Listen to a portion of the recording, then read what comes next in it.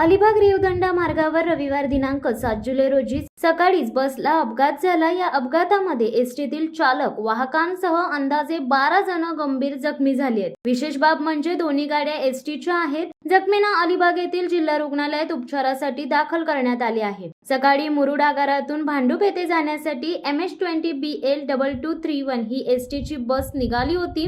सदर गाडी सकाळी 7:45 वाजण्याच्या सुमारास आक्षी नवेदर बेली नजीक आल्यावर समोरून अलिबाग बाजूने रेवदंड्याकडे MS-20BL 3219 ही एसटी बस जात होती। रेवदंडा एसटी चालकाला वळणाचा अंदाज न आल्याने तो विरुद्ध बाजूला जात वळण घेत असताना मुरुडकडून येणाऱ्या एसटी बसची जोरदार धडक बसली व भीषण अपघात झाला। या अपघातात दोन्ही बसचे प्रचंड नुकसान झाले असून चालक वाहकासह अंदाजे 12 प्रवासी जखमी झाले आहेत। आक्षी नागावच्या ग्रामस्थांच्या मदतीने दोन्ही बसमध्ये अडकलेल्या प्रवाशांना सुखरूप बाहेर काढण्यात आले असून जखमींना अलिबाग येथील जिल्हा रुग्णालयात उपचारासाठी दाखल करण्यात आले आहे। अपघाताची माहिती अलिबाग पोलिसांना मिळताच बीट मार्शल पथकाने घटनास्थळी धाव घेतली। हायड्राच्या मदतीने दोन्ही एसटी बस बाजूला करण्यात आल्या असून वाहतूक सुरळीतपणे सुरू करण्यात आली आहे।